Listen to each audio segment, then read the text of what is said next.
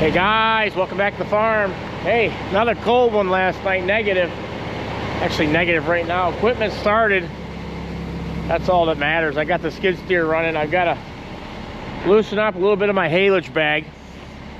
And then I'm gonna roll in here and scrape up all these frozen cow patties so we can roll in and feed them the TMR. Getting to the end of that bag, you're gonna see me this morning. We're gonna start mixing out of a third cutting bag. Probably got about a week or so left, but that way I'm gonna, you know, bring in a new haylage into them and ease into it. I've learned that they seem to like that better. There's no dropping major on milk and helps them feel better. Big news, I was down about a half a day. My wife told me not to bring this up, but you know how I get. I don't want to keep anything from you guys. I got castrated. They threw me into a headlock and the surgeon came in there and did his way, and I'm still recovering, but I was back to work the next day. I don't advise doing that, but I'm kind of hard-headed like that. He said, take 3 days off, whatever you do. And I said, I'll be back tomorrow. He said, you farmers are nuts. Hey, no pun intended. You farmers are nuts. So anyway, I've been blessed with 3 girls and 2 boys. And we decided to retire the old bull. So now I'm a steer. I thought it'd calm me down, but instead it's kind of got me ramped right back up. So we're gonna head in. We got a lot going on. I want to talk about some H2A once we get rolling. That's immigrant labor, legal government program, and tell you about how dairy farmers use it or how they're not allowed to use it, actually. So once we get rolling, I'll explain it. I've got a lot of knowledge on it because I've grown up around some very big vegetable producers, carrots, onions, lettuce, where I see immigrant labor driving by this farm all summer long, all spring, all summer, all fall, working lots of hours, but they're legal.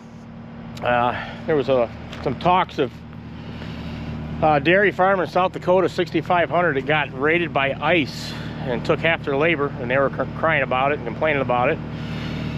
And then there was some smaller dairy farmers. These are on like TikTok and Facebook. Maybe you guys read about it, saying, hey, that's your own problem. You know, so there's a little bit of a divide there. I'm going to try to give you my opinion. It's usually going to be right dead center. It's usually never far right or far left. It's usually in the center, and that's the problem with politics.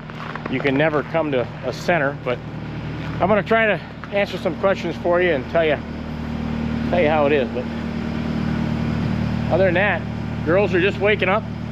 Let's go.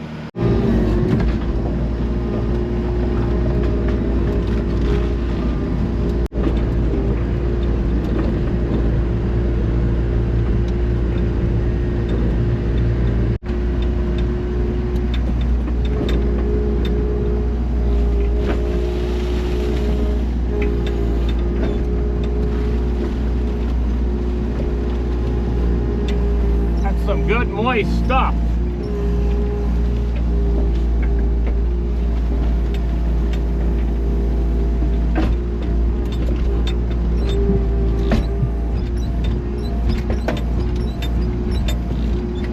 Get it rocking.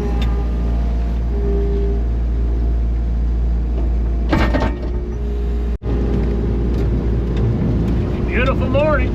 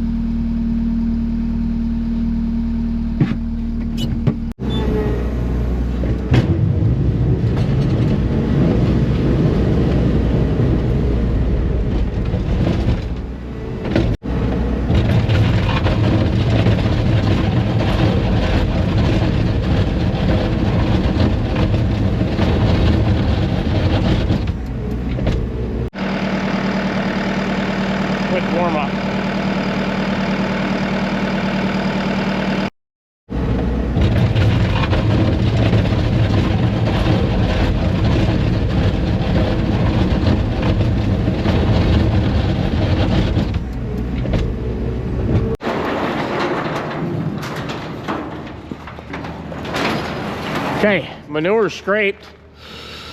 Let's fill these bunks up. I've got salt blocks in here. They've got them licked up pretty good.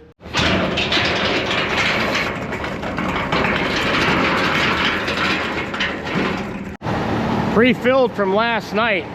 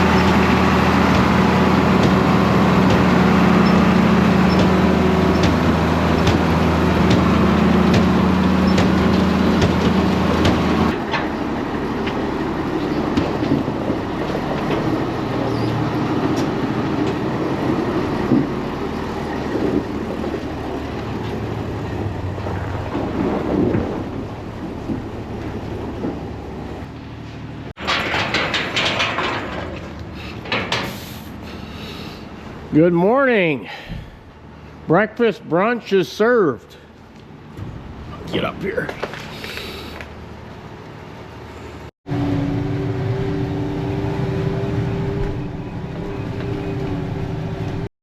Head out here and I'll put my hay in.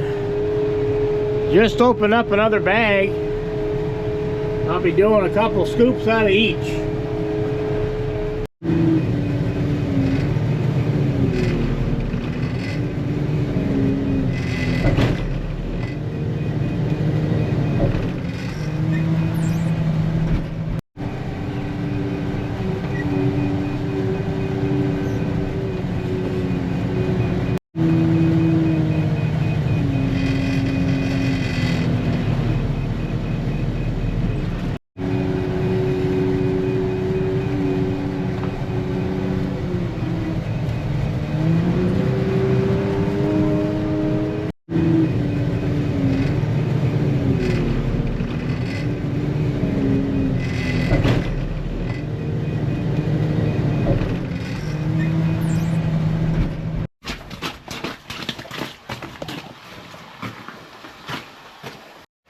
So guys, just like that, morning chores are done. Cows are fed. Out sunbathing as we speak. Sun's out, guns out. Beautiful day. Actually got a beautiful stretch of weather coming on. A cow ready to take a crap. Next 2 weeks, second half of February, looking extremely favorable, warm. We had that rough stretch in January, but now we're ready to cash in. I'm gonna get a semi-load of sand tomorrow and bed down all the freestalls. They're low. Back to our H2A. H2A is agricultural workers. You're bringing them in from different countries, mainly Mexico. Cows are checking us out. How you doing, girls? Milking excellent. We're gonna have this conversation, and we'll check out the cows and all the barns, and I'm gonna show you my haylage, what I'm working with right now. But bringing mainly Mexico, they're bringing in workers. I know this. I got friends that bring them in. They're big vegetable farmers. Some upwards of 50, 60, 70 guys. I know you got to pay them $18+ an hour, and you house them, and you provide transportation from where they live to the field or where they're working. A lot of these guys are extremely skilled. They're bringing in, some of these guys they're bringing in, they brought them in for years. They're getting the same ones back and forth. I mean, year after year, 10 months they can be here, and then they got to go back. So a big farm will get, they'll bring in, say, 60 guys. They'll bring 30 of them in, maybe like in March, and then the other 30 in April, May, probably May. So then there's they always have a full, and that'll give guys, give them the whole season, especially if it runs long. But I've actually seen some guys one year, I think they were from Cuba. Anyway, mainly Mexico. Well, we were getting short on labor before, and so I thought I would call and figure out the gist on how it all worked, because there you can hear a bunch of hearsay, and you can hear it from your friends until you just get it out of the horse's mouth. So there's a couple agencies in Michigan that deal with them, and they can get you hooked up with a couple guys. It's a process. It's not cheap to do, but I just wanted to figure out what it would cost. And it turns out, to use a guy, immigrant labor, H2A, completely legal, that dairy farms, or milking on a dairy farm, does not apply. This program was designed, from what I understand, is for farm labor, but it's for vegetable, seasonal vegetable growing, specialty crops. Dairy, now they did say you could get a couple guys, but they couldn't milk. You would have to, cows are looking good laying down out in the sun. It's kind of cooler underneath here, but out in that sun it's warm. See how low them stalls are, but they're laying in them nonetheless. But so I called and they said, you know, you could get a couple guys, but they couldn't milk. Now if you had a hay season, it's for season employment, manure hauling, they could run a tractor, they could do that. I said, well, we don't want them to do any of that stuff. We want them to milk. Well, they can't milk because milking is not seasonal. Milking is full-time. So I said, okay, well, that's why a lot of these dairy farms aren't using them. We really don't apply. And it was designed for, oh, it's bright out here. It was designed for specialty crops and vegetables. So a lot of dairy farms have a hard time finding labor. Now I had Nathan and I milking this morning. We're all American workers, family. We're only milking 160 cows, and we handle it ourselves. So with a lot of these ice crackdowns, I know you've heard of that. There's been a big uproar around this whole country. Man, it's a beautiful day out. It's only about 15 degrees, but that sun, man, I don't even have a hat on.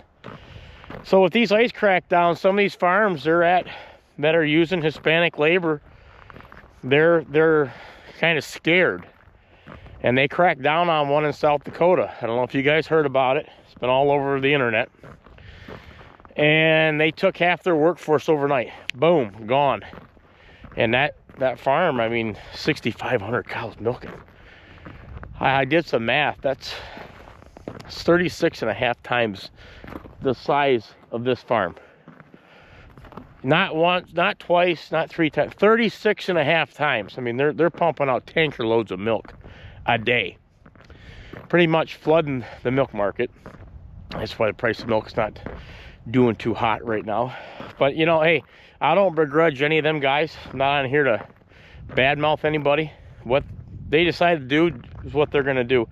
I can't leave what they're doing affect what I'm doing. I have to, you know, make my own way. I'm not gonna make excuses, say just because they're doing that I'm failing. Okay, that's not gonna do any good. So, but anyway, they got cracked down on, and they're on the news, and they're getting interviewed, and I mean, a lot of people coming to their side, but then there's all these small dairy farms like us And I'm putting 500 cows and under small nowadays. I mean, 6,500 cows, that's massive. That's massive. So these smaller dairy farms like, hey, I'm not standing with you. I don't stick with you. I milk my own cows. And if you got a problem with it, it's your own problem. We're out by the hay bags. You've built a business model on illegal labor. And you know, I've seen some guys were saying, well, why don't they use H2A? Well, we don't qualify. I've said this a couple years ago when I looked into getting a guy or two. Now, we're good now. We don't really need anybody, but being a business person, you have to look into all options. You know, I wanted to hear exactly how the program worked, and I tell you, 18 some bucks an hour, and you have to house them. It's not cheap.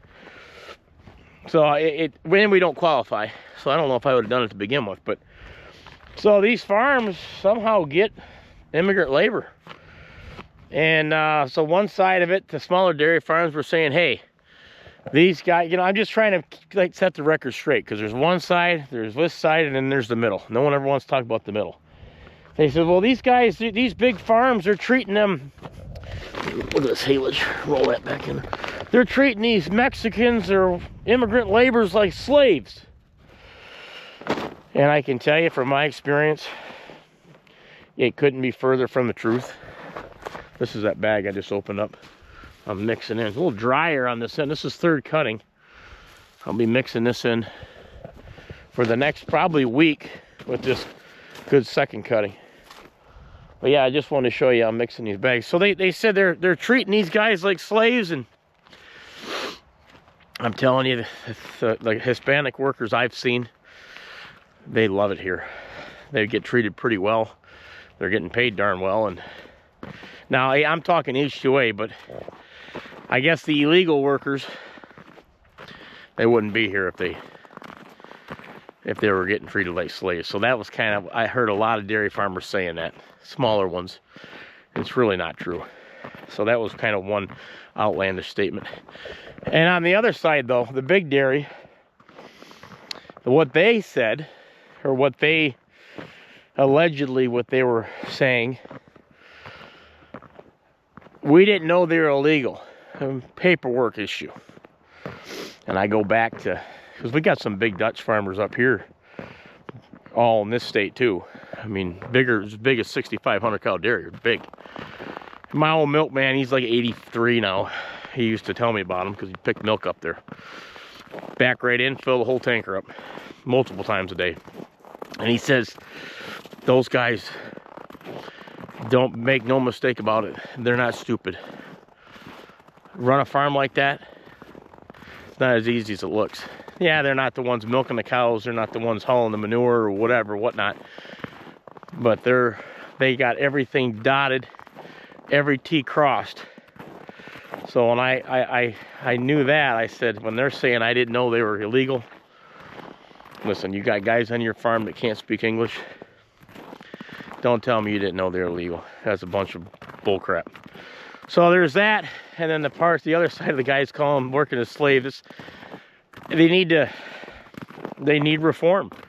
If you want to bring in immigrant labor, then that H2A program needs to be reformed, and you need to allow them to come in legally and pay them and house them and work. But as of right now, milking cows does not apply. That's why H2A, it works good for specialty crops, but it doesn't work for the dairy. This warm-up coming, I'm getting pretty excited. I'm not gonna have to run over all these clumps. You guys said that when you're filling this, you just run this over with your tire. It really does smash it up pretty good. Here's my corn silage. She's looking pretty good. So yeah, just being a businessman, I thought I would look into the H2A myself. If not, you know, in the past or the future, you don't know what the future holds. So it's nice to just understand it. But I don't need a guy to run a tractor. I wouldn't mind a couple guys to milk, and that's what they're all thinking. But we don't qualify, so therefore they're finding their way here one way or the other. I just want to You know, being a dairy farmer, it's tough work. Guy wants to milk 10,000 cows or 50 cows, it's up to him. Tearing another farm down, tearing another person down, that's not going to help your cause. The only thing that's going to help your cause is by figuring out ways to either diversify, make your own money, get more efficient. You know, complaining and arguing and talking a bunch of crap about those big guys gets you nowhere. You've got to just block the noise out, focus on yourself. You know, you're not using, hey, I wouldn't want to be running illegal workers myself.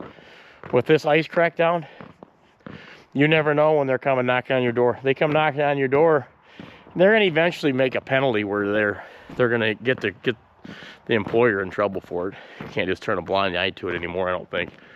But that's a little conversation I wanted to have. I just wish we all could get along. And moral of the story is, you're going to get somewhere by brainstorming and thinking and trying to figure out, hey, one advantage we have as a small farm is we could eventually sell our own milk, bottle our own milk. You know, we've got the little setup. That's what most people want. You don't see many pictures of them big dairies getting marketed out there. You see smaller farms, silos. So you got to look at it like that. You can sell to your community. Those guys, you know, you live by the illegal labor, you may end up dying by it too. So that's something I'm glad we don't have to worry about. We just do the work ourselves. If you guys do the work yourselves, good, more power to you. They probably don't want to. They want to be the manager. But in the end, we all got to coexist and focus on what's in front of you. Focus on your own farm. That's what's going to make the biggest difference in your life. So here's another good shot of the girls out sunbathing. So guys, I'm thinking about going live one night on YouTube with you. Leave a comment. You guys would like to do that. I'm supposed to be taking a trip here down to Indiana. I'd like to tell you about it. We can talk about things and I can explain to you what the trip was all about. Probably be regular time, 6 o'clock in the evening. Leave a comment. You guys would be interested in joining me on a live chat.